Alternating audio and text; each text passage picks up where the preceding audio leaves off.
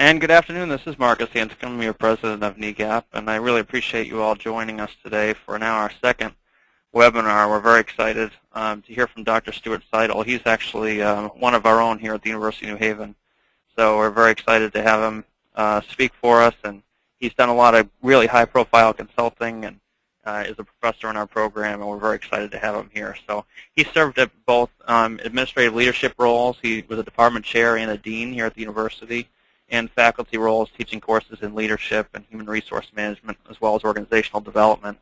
Currently, he's working here at UNH, but he's also worked in full-time faculty appointments at DePaul University's College of Commerce and at St. Xavier's University Department of Psychology. He is proud to have won awards for excellence in teaching at all three of those universities, in addition to presenting his ideas and research on workplace issues such as job stress, work satisfaction, employee surveys, change management leadership leadership development at a wide variety of companies and conferences. He has also published in such journals as the Academy of Management Executive, Academy of Management Perspectives, Organizational Research Methods, the Journal of Applied Social Psychology, and the Journal of Business and Psychology. As a consultant, Stuart has helped organizations develop high-performance management teams and create human resource solutions, including employee selection methods, supervisor training, and performance evaluation systems that better align employee performance and strategic goals. He received his BA from American University in Washington and his MA and PhD in IO psychology from DePaul. So we're really excited to have him here. So I apologize for our little bit of delayed start this afternoon, but Stuart and I had a little bit of technical difficulties. So I now pass it over to Stuart and hope you enjoy the presentation. Hi, everybody. I'm Stuart Sidle. Thank you for having me here today to talk to you. I know you're a group of graduate admissions professionals, and I depend heavily on our graduate admission professionals like Marcus to make sure we have graduate students in our program. I direct the Industrial Organizational Psychology program here at the University of New Haven.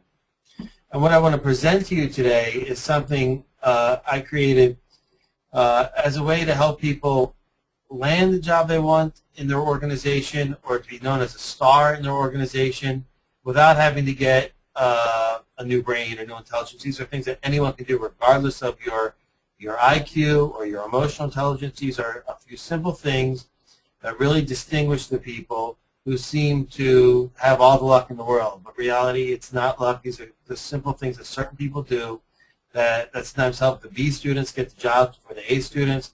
Sometimes equally intelligent professionals, sometimes one or two emerge to the top quicker than others because they follow some of these basic principles. I call these principles the chain approach. So let me talk to you a little bit.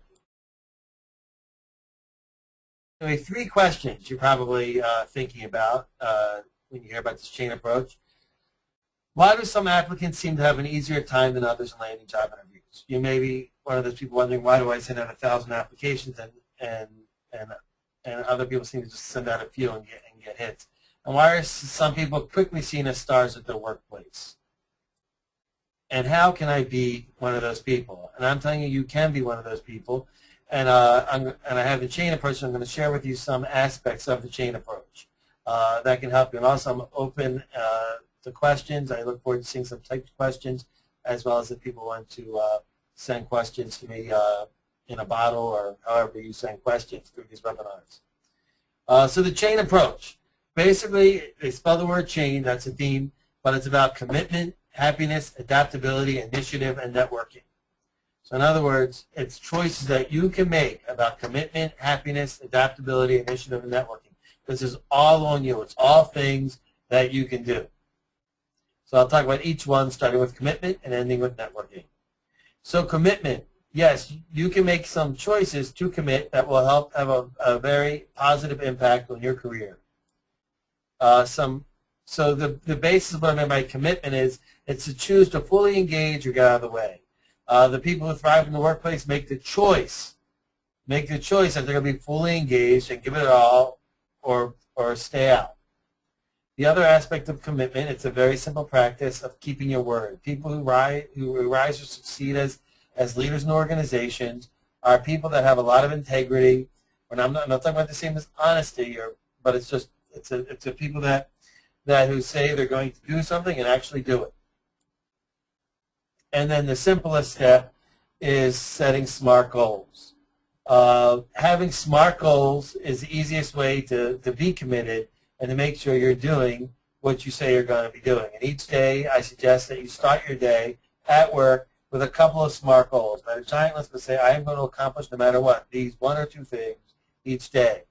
So what is a SMART goal? A SMART goal is different than a do your best goal or strive for excellence goal, but it's actually to set something that's specific, measurable, action-oriented, realistic, and time specified. So what you're working on is something that is different from doing your best, but something that's very specific, measurable, action-oriented, and time specified. You'd be surprised how many people mistake being busy with being productive.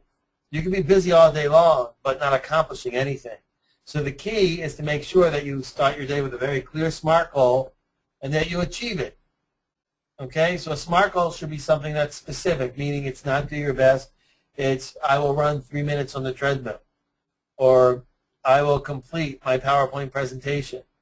Not I will try my best. And it needs to be measurable. In other words, you need to be able to tell if you did it or not. And action-oriented, so important. Sometimes people mistake goals with wishes. You know, landing a job, getting a promotion is not an action-oriented goal. That's a hope. That's a wish. That's an objective. A goal is I will send out my resume to 10 employers. I will ask someone to write me a letter of recommendation. Realistic are things that are in your control. And time specified, always have a deadline. If you're setting a goal for someone else, don't just say sign up for a conflict management course. Sometimes say I want you to sign it up for that course by the end of the day. Or if you're saying I want to start a diet, you want to start that diet when? Today, tomorrow, in the future? Today. You want to send out resumes? When? Today. Time specified. So I want all of you today, after hearing this webinar, to make sure you have at least one SMART goal set for you to accomplish today. So leave this webinar with a SMART goal that you will accomplish today, and you will be happier at the end of the day. When you have your cocktail tonight, you have a cocktail or any type of rewards, you can be celebrating that you achieved your SMART goal.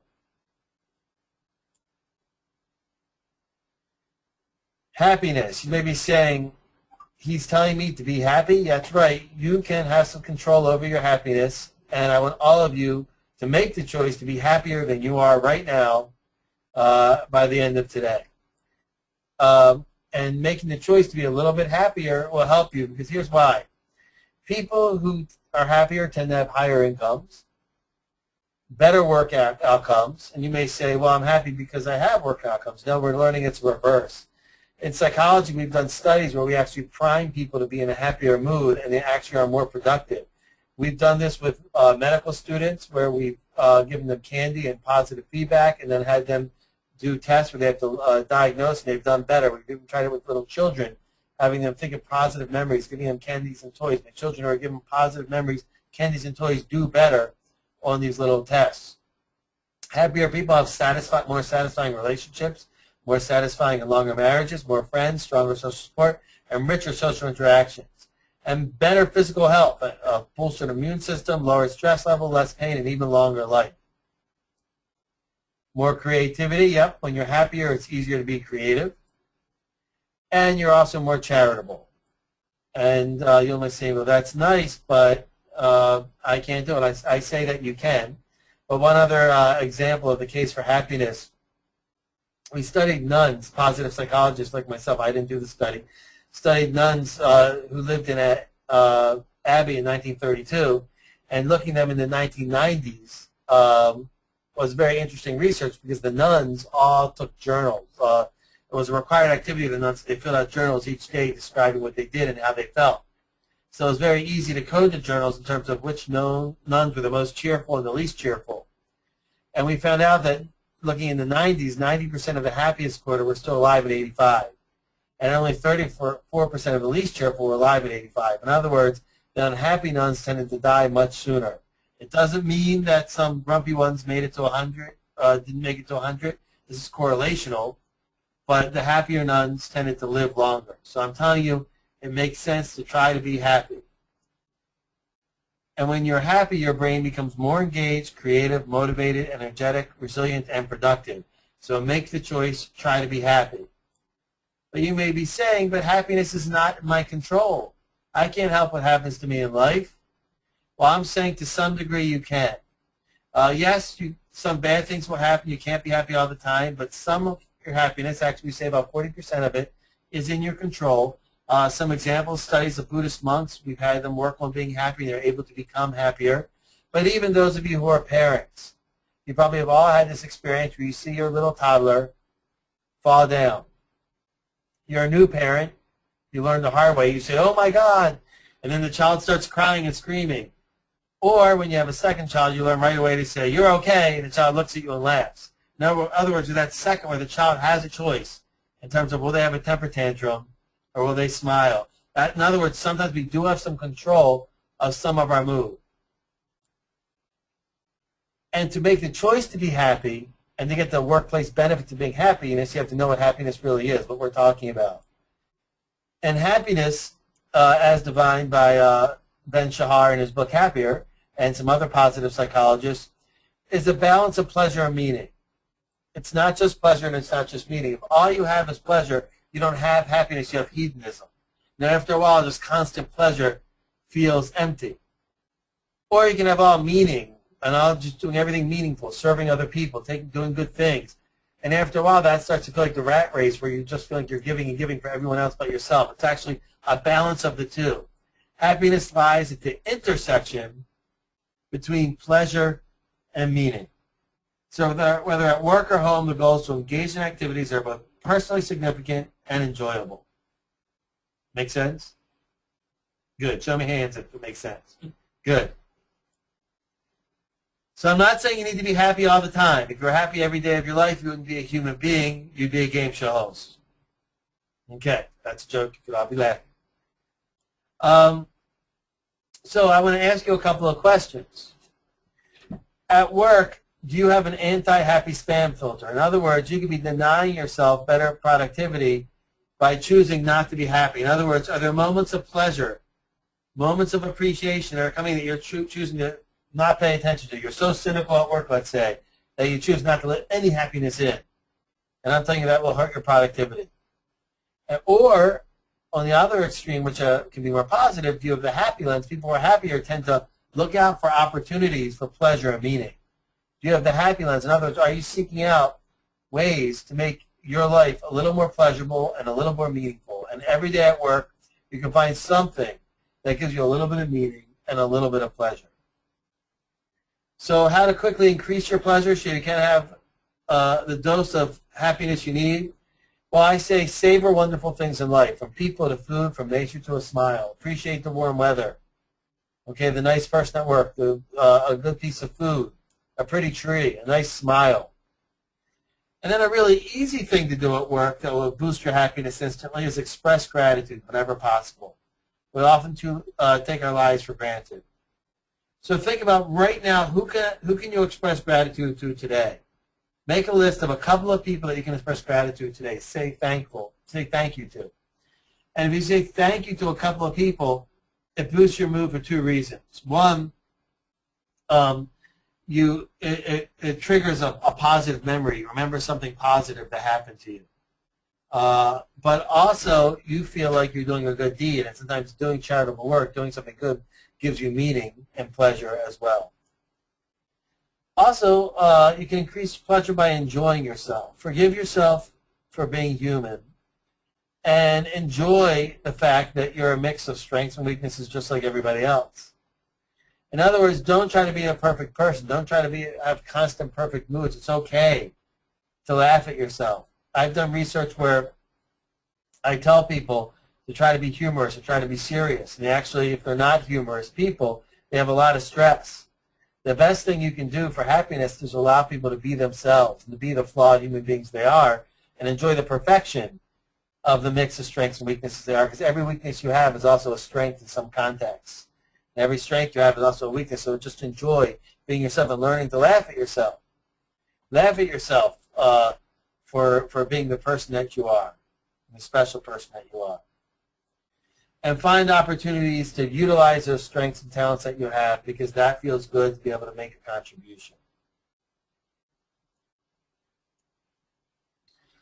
Also, if you find that you don't have enough pleasure in your job, you don't necessarily have to quit.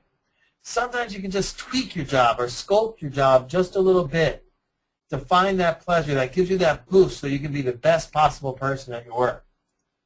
So Butler and Waldrop, 2 career counselors, have done research and found that most people find pleasure in at least one of these 8 core activities. And almost every one of these can be incorporated into a job. In other words, application of technology. Maybe you're an admissions professional, but maybe you're also a technology whiz, like our friend Marcus. So, by being able to be the person who sets up the webinar, that can be a way to incorporate that into your job. Quantitative analysis. Some people find doing things like Sudoku puzzles or math fun. Conceptual thinking. Do you like to think about how the world works? Creative production, creating new things. Counseling and mentoring. Do you like helping people? Managing people and relationships. Do you like being the cruise director? Enterprise control. Do you like controlling a business? Influencing through language and ideas. Do you like debating and influencing and persuading people? In other words, you can incorporate any of these 8 things into a job. And I'm pointing to these and realizing you're not even seeing me point. So I'm just back for a minute. So all of these you can find ways to incorporate in your job. For example, let's take counseling and mentoring for a minute. Some people may say, I have a passion for counseling and mentoring, so I should quit being an admissions professional and quickly go to a social work program. Maybe you even sell social work programs. Or another option is to incorporate counseling and mentoring into your job as an admissions professional, such as mentoring the new person, helping a struggling employee, being a coach. Those are ways that you can find more pleasure at work if that's something that interests you. Or maybe your main passion is influence through language and ideas. Maybe you can be the team spokesperson for the admissions department, or being the person who creates a newsletter. So in other words, there's easy ways to incorporate pleasure into your work without having to quit your job. So we talked about having a little pleasure, but how about meaning? How do you have more meaning at work? Well, generally people have meaning at work when their jobs include 3 components. And that usually boosts people's intrinsic motivation, which boosts their performance. Meaning comes from, do you feel like your job utilizes a variety of your talents? We call that skill variety. Task identity. Do you understand how your job relates to a bigger picture? It's very boring if all you feel like is that you're part of that machine. But if you see how your job impacts the bottom line at your organization, you tend to have more meaning at your work. And finally, you understand how your job, which you do every day, has a significant impact on those around you. And all of you as graduate admissions professionals have huge significance, not only on the bottom line, but on the program directors and on the students that you counsel and direct. So think of these circles here. You can quickly become happier at work if you think of ways to add pleasure, add meaning, and utilize your strengths at work. So if you just think about this for a minute, what gives me pleasure, what gives me meaning, and what are my strengths, and where do they intersect? Then you'll probably be a happier employee, and you'll also in return be a more productive employee. And you'll be an employee that attracts other people that people will want to promote and give positions to, because people like being around happier people. Okay, questions? Am I moving too fast? Okay. The next part of the chain after happiness is adaptability. Okay, this is one that sounds easy, but so many people get wrong. To be a person who moves up, who gets a position, you have to be adaptable. So as an applicant, you need to be adaptable by targeting your resumes. All of you probably look through piles of resumes, and nobody likes to pick for their very special job. They get a very generic resume. We all like to select resumes that seem like they're targeted to the specific organization. So take the time to make sure your resumes are targeted, not generic. Also, as an applicant, if you're doing great jobs, don't limit yourself by just the one functional area you're in. Look at the skills you've developed and realize all the different functional areas they can fit so you can be open to more jobs. And finally, to be adaptable in today's work environment, whether it's in your organization or other organizations, you have to be a continuous learner.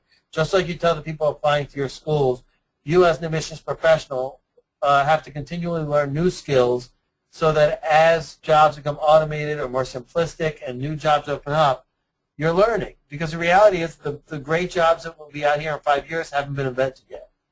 So you have to be a continuous learner so you don't become obsolete.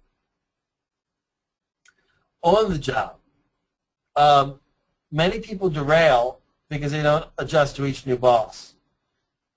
Each new boss that you have will have different priorities and different preferences for a preferred style of communication. So many people stop moving up in their career and don't get new positions because they say, my last boss liked when I did A, B, and C. This new boss must be stupid because they don't like when I do A, B, and C. You have to adjust to the new boss. It's a very simple thing, but you'd be surprised the large number of people who derail in their careers don't land the promotions because they won't adjust to the boss. So it's simply knowing what your new boss prioritizes. It won't be the same as the previous boss, and the preferred style of communication. Some bosses prefer all the details. Others just want to hear the big picture. Some like email. Some like phone calls. Some like to be text. Some don't know how to send a text. So be sure you understand how your boss knows how to communicate, likes to communicate, and adjust to that. And on the job, always be learning, and especially focus on learning the things that are important to your boss, but your boss is too lazy to learn. If you can be the expert at something your boss cares about, but also considers himself not your talent, you can be a star. So, for example, let's say your boss values technology, but also admits that they have no patience for learning new technology. So if you be your boss's technical expert, that helps. And expect change. Be adaptable. Smell your cheese often. There will be change. Your boss will get a better job. Your organization will change. If you don't expect change, you're not being adaptable.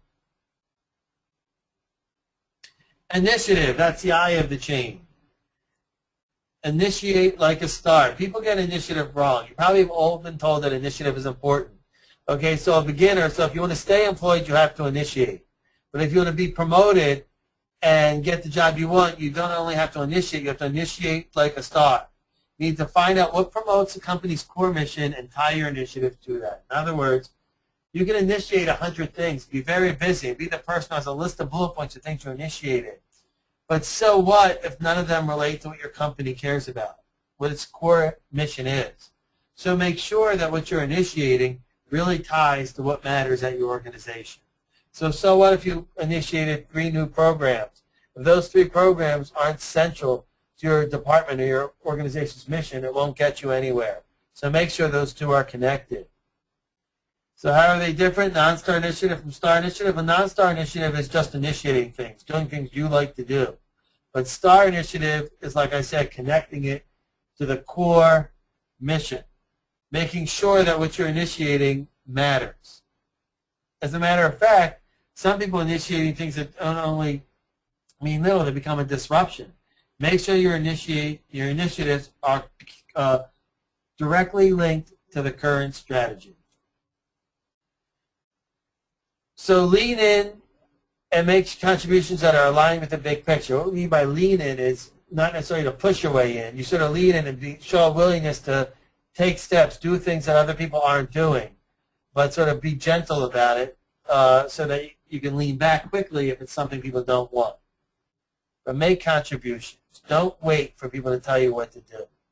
Always give a little more than what's requested. Be someone who contributes.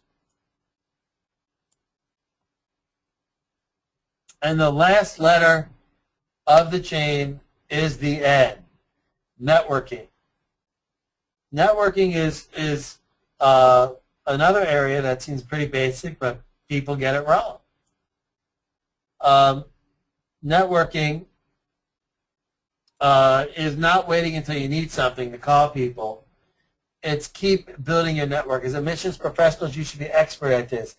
But I bet you a lot of you don't practice what you preach.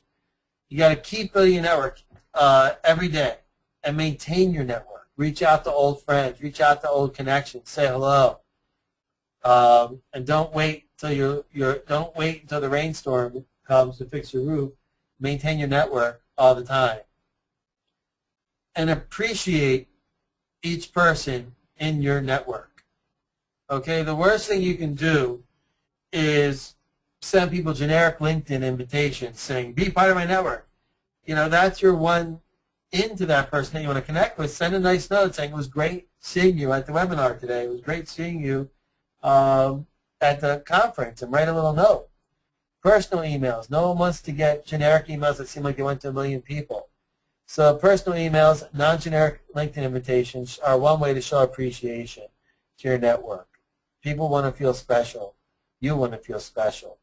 And that's important as part of networking. And with networking, respect your network, okay? Your network is your valuable resource. It's not something just to show off or to just have. People will dump you from their network if they see you as someone who leads them to trouble. So when you refer people, make sure you're referring with care, that you're not sending someone to them that's going to damage them or be a pain. You're not just passing someone along. Perhaps if you feel like you're pressured to send someone, make sure that you suddenly communicate that you're sending a name of somebody that you maybe don't want them to hire. But if someone respects you, they may be giving someone a job interview just because you referred them. And then if they turn out to be someone who's a loose cannon or someone that's not trustworthy, that's not respecting your network. And value your network's time. If you're inviting someone up for an informational meeting, make sure that you don't waste their time. Make it a good use of their time. Try to make any meeting with someone in your network mutually beneficial. And if you feel like it's more one-sided, just you, make sure you keep it as short as possible and as convenient as possible for them. But networking is such a big part of success. Your informal networks are the way you get your best job. You've already landed your entry-level jobs. All key positions that come later in your career are through networking, okay? Not just through your resume. So respecting your network is critical. So now I'm just open to questions for the chain approach. Let me know if you want me to expand on any of these items. I don't just want to be a talking head. So I'm here for your questions. All right. Well, Stuart, thanks so much for your presentation. This is some great insights into getting a star job at your institution or moving up. And I see that we have, let's see, we have any questions at the moment. If you have any questions, feel free. If you look on the right side of your screen, there's a questions box, and you can enter them in there. I know there are a few raised hands, so it's actually easiest if you put your questions in there. You'll also notice that, and Stuart probably didn't realize this, I was typing away on my iPad while he was speaking, but I was actually live tweeting all of this session on Twitter. So if you're on Twitter, feel free to follow us at NEGAP.org. We're also hashtag NEGAP and hashtag Stuart Sidle. You'll be able to get a lot of the notes from this session, and we'll make this recording available to you as well through our website and on Twitter. So feel free to check on that. So we will be happy to answer some entertaining questions you have right now. You can enter them in that questions box, and we'll ask them as we get to them. Can I do a poll? Unfortunately, we had to set them up beforehand. Okay. Okay, so the question, how do you not let unhappiness at home invade your professional life? That's almost impossible. We're whole people, and our happiness at home does invade our professional life. However, what I can argue is even when unhappy things are going on in your life, you have some control of some levels of your happiness. So even when frustrating things are going on at home, you can still make sure that each and every day, except maybe like very serious days when you're maybe a morning, but each and every day, you try to find some pleasure and some meaning. So, you could be upset with a child at home or with a spouse or with financial problems. And then you can say, I'm not going to be happy until I fix those problems, but I'm saying don't do that. You'll be better at work, and you'll probably have an easier time solving your unhappiness if you say, no matter what, I am going to do something pleasurable today. And that could, and something pleasurable could be thanking somebody for the support they're showing you or the patience they're showing you during your tough time. But also just making sure that you appreciate the beautiful nature around you, a good meal. And also, when you're having unhappy at home, one thing that can help with your unhappiness at home is saying, well, at least I have some complexity in my life. One thing's not going well. but something else is. So when you're unhappy at work, so you can say, well, at least I have something happy going on at home. And if you're unhappy at home, you can say at least something's going well at work. And if nothing's going on in either, you can still find other ways. Don't wait to bring some pleasure into your life, because success and happiness breeds more happiness. So take a walk and find something pleasurable. Do something that you like every single day. Okay? Okay, we do have another question here. Actually, a couple questions here. The first question about if we can provide the PowerPoint. We'll be happy to provide the PowerPoint to you via email. We'll also post in our SlideShare account, so you can check there after. We'll let everybody know as soon as that's available. So the question is, so when do you ask about salaries while applying for jobs? I don't want to waste my time, but don't want to seem harsh before I apply. Okay. Sometimes there's subtle ways to find salaries, or looking at salary.com or other things. But once you're having an interview, something that will definitely derail your interview is if it's an early interview and you're talking about salary. You should wait until people are expressing interest in you before asking questions about the ballpark salary or compensation. But at an initial interview, if someone seems too focused on salary, usually they get turned away. But it's very reasonable once someone's showing interest in you to start asking, what is the ballpark salary range? But there's subtle ways to get it. A lot of people use things like salary.com to get a sense of the salary range of a certain type of position. But also, by making clear the type of work that you've done, people can also, people ask questions. If it seems like a major decline in salary or demotion, people will probably ask questions like, it seems odd that you'd be interested in a position like this. So if it seems like you're overqualified for a job, someone probably will bring it up, and they'll probably mention that the salary is much lower than you would expect. Okay. So I see another question. Should I still apply for a job if I'm only missing one of the required items? Yes, definitely. Don't take job descriptions so literally. A lot of job descriptions are failing organizations because a lot of job descriptions are made by committee. And some people who are selecting for the job feel obligated to keep everything in the description because they don't want to hurt the feelings of somebody who puts it in. But many people land jobs. So you don't want to shoot for a job that you're obviously way underqualified. But if you have 2 years experience and the job says 3 years experience, don't let that deter you. If it says master's degree preferred and you don't have a master's degree, don't let that deter you if you have other things that can make up for it.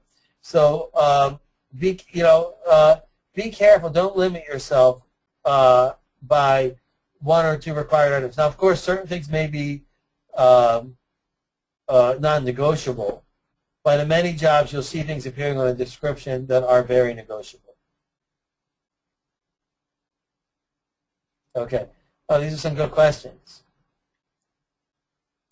If it is time to move on in your job, your role no longer needed, how do you ask your director for a recommendation or a short-term plan to keep working while you start moving on?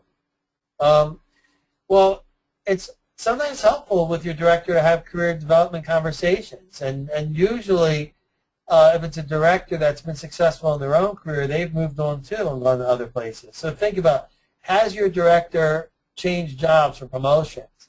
So I suggest framing career development conversation with the director saying something like, I'd love to move up to a management position here, but if none ever opened up, would you be comfortable being a reference if I had opportunities at other places? And usually the person would see that as, they say that of course they would say, if you're a good employee, I'd hate to lose you, but of course I'd be a recommendation because I think you're wonderful, and I'm sorry we don't have something here for you. If they don't say something like that, then don't bother using them as a recommendation because it probably wouldn't be good enough. So when is the best time to ask for a promotion and a raise, and how should you approach your supervisor? Well, once again, by having coaching conversations, by asking, how things are going, and asking by saying, how do I stack up? How am I making progress towards a higher level role. And that sort of, in terms of a promotion, and moving up is often a better way than asking for a raise. Of course, it's the easiest time to ask for a raise when you get another offer. But it's always an awkward conversation. But it's also best to, in terms of asking for a raise, to be managing your boss and recognizing their style of communication and their priorities. You should be maintaining a good relationship with your boss. If you've never really established a strong relationship with your boss, you're not making the first step to be asking for a raise. You should be making the good relationship, recognizing them as a human being, making sure that the only time you're talking to them isn't when you need something, but also meeting their needs, and then you're in a better position to ask for a raise. So manage up by knowing your boss's priorities, understanding they're a human being, and not only waiting till you need something before you talk to them. Make sure that you're also going above and beyond and meeting their needs and always giving them more than what they're asking for. Then you become valuable, and they will offer you a raise. What are some good ways to network as a young admissions professional? Well, you should be asking your other admissions professionals, but also don't limit yourself and don't just think of yourself as an admissions professional. Broaden that. Think of yourself as an educational professional. Also think of yourself as a recruiter, and you should be going to not only formal meetings, but also making coffee dates with people who are more experienced than yourself, keeping in touch with other people that you went to school with that are in similar fields. LinkedIn is a good site to connect with people, but not sending generic LinkedIn messages. Those are all good ways to network as a professional. But most importantly, as a young admissions professional, not saying I'm too young to start networking, not saying it's time to network and I think I'm losing my job, starting right away, building relationships. And also, people more experienced actually like to talk about what they do. So inviting someone out for coffee, asking someone more experienced how they landed in their career role, people often don't mind doing. So inviting a seasoned admissions professional or a seasoned recruiter or a seasoned person in the field of education out for coffee to learn about their career, something short, something easy, most people are willing to do. Okay, Linda says, doesn't that jeopardize your current position? That would be in reference to Linda is asking, does it jeopardize your current position if you ask for a recommendation from your current boss? It could if they think you're not interested, but if you frame it in a way of, I'm really happy here, I want to move up here, what are your thoughts on that? And if they said, I think you're great, if anything opens up, I think about it, and then ask their advice, if other opportunities came up, would you be a recommendation? If there's someone who's done the same thing, they would understand. If they're the person who's always sort of said, I've only worked at this one company, they may not be as understanding. But part of it is knowing your boss, and it's important to know your boss. How can you communicate experience that doesn't seem relevant on paper? Well, Julia is asking, how can you communicate your experience that doesn't seem relevant on paper? I'd say, if it doesn't seem relevant on paper, you're probably not communicating it properly. I'd think about it. Think about the skills that you're using. Reframe it. There are so many things that people do are wonderful, but you may not be thinking of it in a way because we often get caught in the jargon of our own field. We often only think of our careers from the perspective of the bubble that we live in and don't realize the talents that we have. So I would get feedback from a trusted colleague in terms of how to write things in a way that really communicates the value that it provides. Because your experience, it doesn't seem relevant on paper. That if it's related to the job and helps you in the job, it should be relevant. Stuart, I don't know if you saw that she mentioned she ran a small business for 10 years, so I think she was relating it to okay, I see. Completely outside of our industry. Yeah, well, running a small business requires things like cold calling, making relationships, working with anyone who runs a small business has to manage the needs of multiple stakeholders. Okay, So you need to put on your resume that you are an expert at balancing the needs of multiple stakeholders. Admissions professionals have to balance the needs of professors, of students, and of enrollment VPs.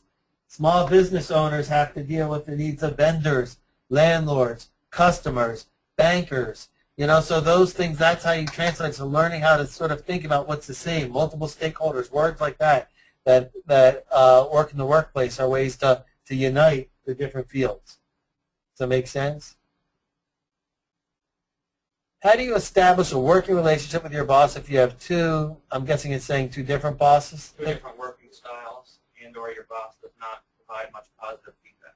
Okay, well, you need to recognize that your working style may be different than your boss's, and that's the key, and not expect your boss to be your style, but to adjust to your boss. So if you have a different working style, you need to know that sometimes you have to speak to that style, because you're not going to establish a relationship if you're always expecting your boss to come to you.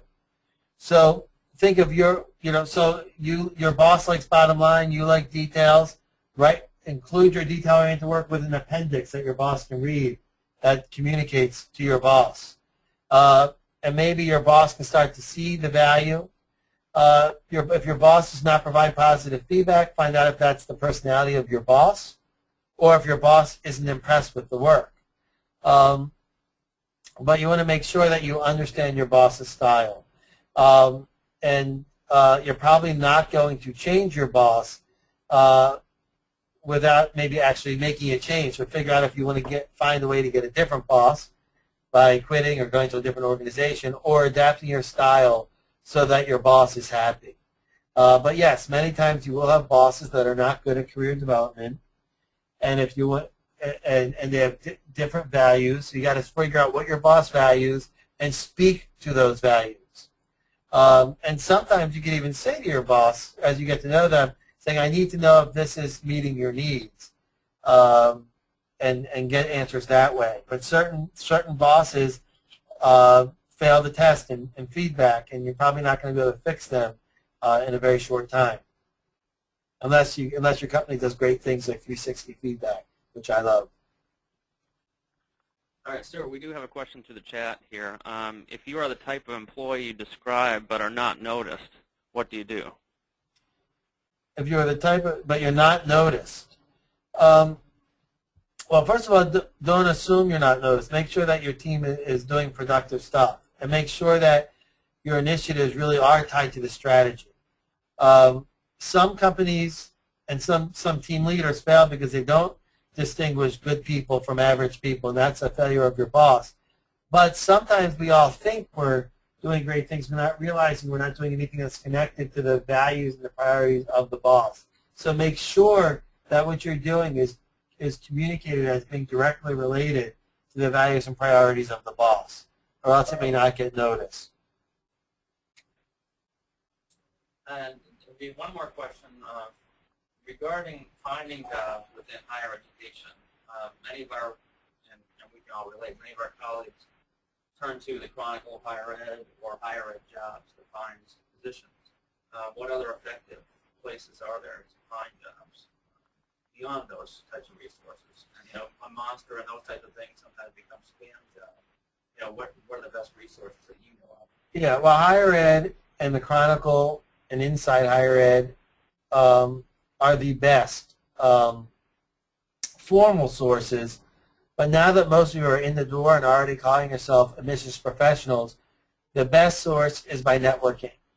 And so, for example, on LinkedIn, by you posting positions on a site that your organization has, and maybe your colleagues return the opportunity and post positions, by networking and sharing with each other and having that inside loop is the best way.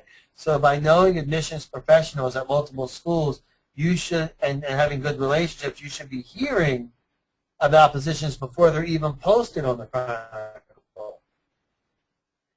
And that's where you also get the inside information, where sometimes there's requirements and it says 3 to 5 years experience and you only have 2, and that's where you can ask informally, do you think I should still apply even though I only have 2 years and 6 months experience?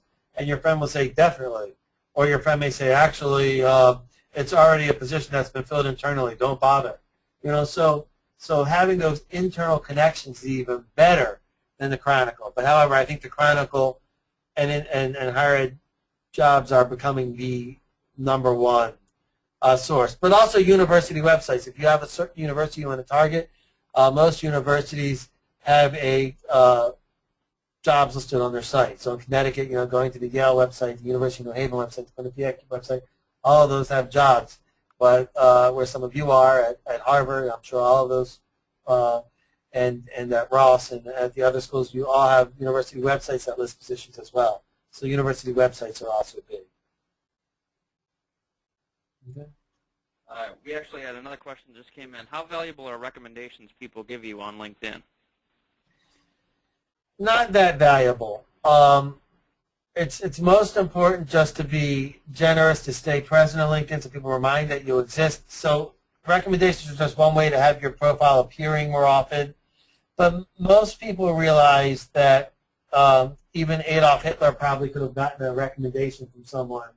You know, that may be a harsh example, but the point is, I think most people know there's not a lot of validity between non-confidential recommendations. The recommendations that are most valuable are through your informal network, where one admission friends, your field is a small enough field. So if one person says to another person, "Oh, that person's great. Oh, we'd hate to lose that person," you know, just by informally with each other is much more powerful than the LinkedIn recommendation. But another way to use LinkedIn is just to keep your name in people's memories. So when they have a job opening, they remember that you exist. So by posting relevant articles, by liking other people's articles, by building your network and connecting more friends, your face pops up on LinkedIn. And so if somebody at one of the schools in this conference is hiring, they'll remember, "Oh yeah, I forgot, we should try to tap this person and poach them from another school." I know poaching may be a bad thing, but actually that's where a lot of people find their best talent. So could you explain the value of actual reference letters, where somebody, you know, I come to you, Stuart, and I say, "I would like you to write me a letter of recommendation," but jobs are asking generally for a list of three references, but they aren't necessarily asking for a letter. Right. Where's the value of that letter? Can I still provide it in the application process, or where does that become used? If it's a confidential letter from a colleague to another colleague, they have a lot of value. But usually applications that include letters from people's priest, rabbi, mayor, senator, as admissions professionals, you know that there's limited value. But having names of people and who the names are as references, the names matter. You're a red flag if you don't have any names from your current employer. If you don't have any names from your current employer, people assume that you're leaving for bad reasons. If you don't have names from other employers, you want to have a mix. You want to have a mix of names from different people, and people are from different levels, peers as well as higher level bosses as names. So the type of names that you have, and also we tend to give value to names of people that we know. So you're an admissions professional, you see another admissions professional you trust listed as a reference, that may carry some weight if it does, if you do know the person. Great, and we're getting close to end. We can take a couple extra questions if people have them, but I have one final question that I'll throw out of self-interest. We're here because of NEGAP, the New England Association of Graduate Admissions Professionals, which is a chapter of the National Association, which I hope you're all members or considering becoming members. Stuart, can you talk about the value of being a part, whether it be a member or being involved in committees or on the board of these associations professionally, and does that add another kind of spoke to the networking piece that you're talking about? That is one of the best things you can do. I serve on several boards, and it's so funny. We laugh at the members who show up and volunteer to serve on the board whenever they get laid off from a job, and that's an okay thing to do. But in terms of building a reputation as being a person who can be trusted, reliable, being a committee head, that's a great way to show your skills. So here you may be frustrated because at your job you have a boss that's not letting you thrive. Well, join a committee of your professional association and show your talent, and there you are showing your skills to dozens of people in your field. And those people may value you and help direct you to a job. So it's so important. And also you learn. It's not just about finding an immediate job. You learn from other professionals. You bring stuff back to your job. So it's good for that. So I think you should definitely use it as an opportunity to learn from peers. But also think about the long-term payback of networking and joining professional associations. You may not need a job right now. So you may say, why am I joining? I'm not getting anything out of this professional association. But relationships is about the long term. So 5 years from now, people may remember you from your professional association.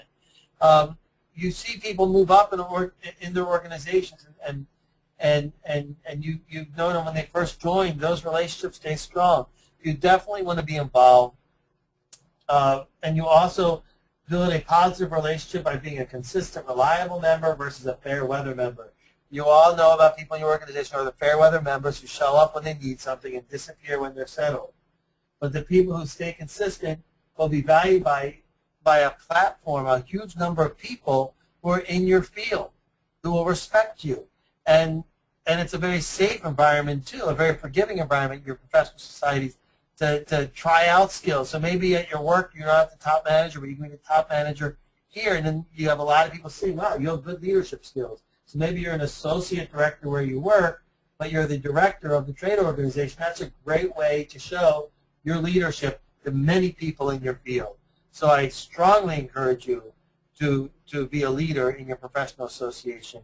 And I push all of my students who are in the industrial organizational psychology program here at UNH to join professional societies and take on a leadership role. And it frustrates me that so many of them quit once they land a job, because 2 years later they're saying, you introduced me to so-and-so, and I'm thinking, if you only stayed in that organization, you probably would be good friends with that person right now and be at the top of their short list for a great job. That's my rant. Sorry about that. Great, sir. Thank you so much. I want to thank everybody for joining us today. I hope you enjoyed the webinar. We will be kind of seeking out your feedback from what you thought today, and hope you got some great information. And we really sincerely thank Dr. Sidle for joining us today. And I hope you have a great afternoon, and we'll be joining us for another webinar in about a month. So thanks so much, and have a great day. Thank you very much. Am I still on too? Yeah, so I want to say thank you very much. Feel free to contact me at ssidle@newhaven.edu if you'd like a further explanation. Each of these slides are things I could talk about for an hour.